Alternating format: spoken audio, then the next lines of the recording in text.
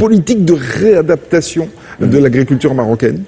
Effectivement, je pense à travers les différents plans que les tutelles ont pu lancer, il y a eu aussi une approche systématique ou systémique d'accompagner l'agriculteur dans son quotidien, notamment donc quand il s'agit d'irriguer sa parcelle.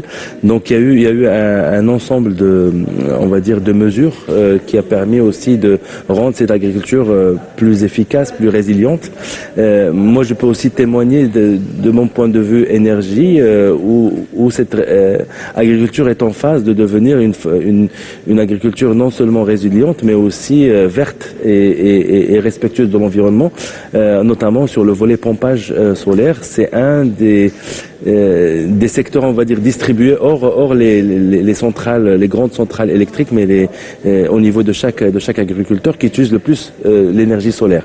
Donc ça aussi, c'est aussi un signal fort de dire aussi que l'agriculture marocaine s'adapte avec les contraintes et le contexte national. Mais ça ne veut pas dire qu'il n'y a pas encore des défis à relever, Ça ne veut pas dire qu'il n'y a pas encore des défis à relever, parce que c'est vrai que souvent dans les campagnes, ou dans plusieurs campagnes, on voit de l'eau qui est puisée dans les puits, dans les nappes phréatiques de manière pas très légale et même pas très écologique. On voit aussi l'utilisation du gaz par les agriculteurs, ce qui, somme toute, est pas très écologique. Ça attend un petit peu à diminuer, mais c'est quand même toujours présent. Ça reste des défis importants à relever.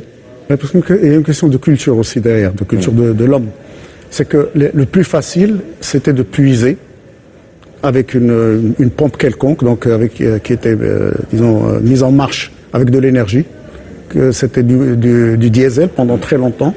Puis on est passé au gaz parce que c'est moins cher et parce que c'est subventionné, il ne faut pas l'oublier.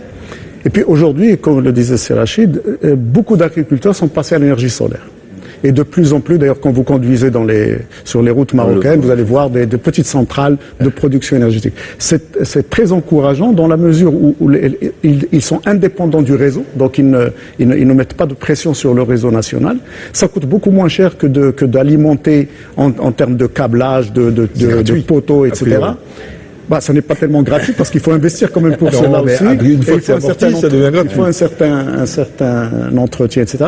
Mais toute la question aujourd'hui, c'est de trouver un équilibre entre justement cette énergie qui est présente et les quantités d'eau qu'on puise et leur utilisation.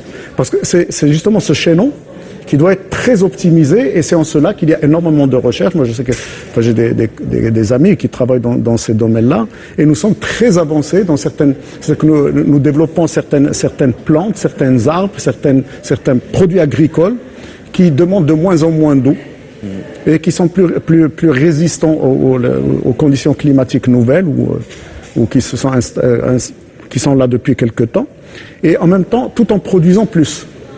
Vous voyez, avec des produits de qualité, parce qu'il s'agit de nourrir les 36 millions de Marocains qui résident sur le territoire national, mais d'exporter également, parce que il faut pas oublier que nous sommes l'un des pays qui approvisionnent l'Europe. Mais c'est d'abord la sécurité alimentaire. Exactement. Avant de penser à.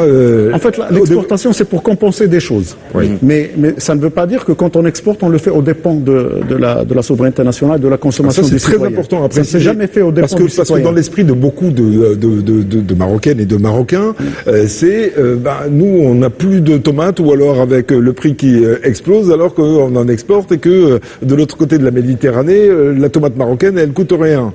Elle coûte rien, elle coûte, pour l'avoir expérimenté, elle coûte. Mais ce que vous ne pouvez pas vivre en autarcie et vous enfermer complètement, parce que nous importons aussi certains produits agricoles qui viennent d'Espagne, qui viennent d'ailleurs, ou du Portugal, etc. Nous avons tout récemment importé de l'oignon. Vous voyez, alors qu'on était autosuffisant en oignons, mais les conditions climatiques ont fait que la production marocaine a été moindre, et donc on a été obligé d'importer. Si vous voulez, ce transvasement de produits, quand il y a une abondance quelque part, de transférer vers d'autres régions où il n'y en a pas, même si c'est en dehors des frontières, cela n'enlève rien à la souveraineté nationale, ni aux quantités qui sont présentes sur le marché national. Jamais il y a eu de pénurie en quoi que ce soit. On va enchaîner, si vous voulez bien. On vient de parler de sécurité alimentaire, d'équilibre, de transvasement, d'exportation. Et tout ça, c'est possible grâce à quoi, Rachid? Grâce aux infrastructures. Aux infrastructures, effectivement. Des infrastructures. Donc, en 27 ans, le Maroc a engagé, sous l'impulsion de Sa Majesté, le roi Mohammed VI, l'un des plus vastes programmes d'infrastructures du continent africain. Autoroute, bien sûr, ligne à grande vitesse, on le sait, mais pas que. Port de nouvelles générations, plateformes, on va le voir, industrielles, et aussi corridor logistique avec une ambition, celle de garantir la fluidité, parce que c'est de ça dont on parle, la fluidité.